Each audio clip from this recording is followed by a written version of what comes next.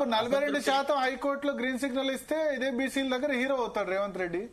ఏం కాడు వీళ్ళ వల్ల ఒరిగేది లేదు, తరిగేది లేదు. ప్రజల యొక్క అంటే 42% రిజర్వేషన్లు ఇచ్చారు, రిజర్వేషన్స్ తో అయ్యాడు అని చెప్పి చరిత్రలో నిలిచిపోతాడు కదా.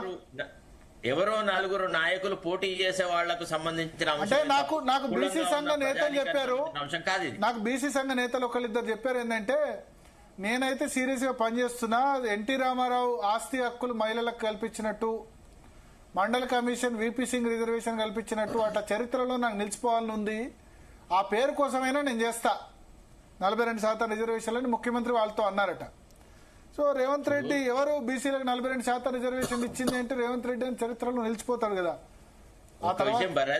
భరత్ ఆనాడు ఎన్టీ రామారావు ఆలోచించిన, వీపీ సింగ్ చేసిన, వాళ్ళు నిస్వార్థ సేవకు నిలువుట అద్దాలు. వాళ్లను రేవంత్ రెడ్డిని నిస్వార్థం అంటే స్వార్థం, మనిషి పేరు నిలిచిపోతుందని స్వార్థం అట్లా అది కాదు.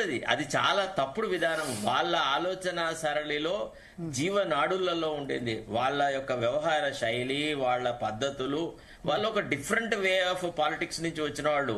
ఇంత అవకాశవాద రాజకీయాలను కలుషితం చేయలేదు. వాళ్ళు ఈ రకమైన వాగ్దానాలు చేసి వాగ్దాన భంగం చేసిన వాళ్ళు కాదు.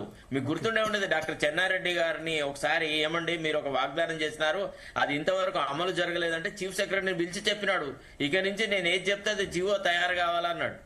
అంటే వాళ్ళ అకుంఠిత దీక్ష, వాళ్ళ పట్టుదల, వాళ్ళ నిబద్ధత అంత గొప్పది. ఇతను ఆ రకమైన ఉదాహరణలు ఏవి చూపట్లేదు కదా.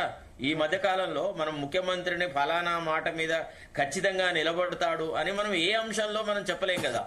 ఓకే, ఒకసారి సన్నప్ప గారు సో ఏమనిపిస్తుంది?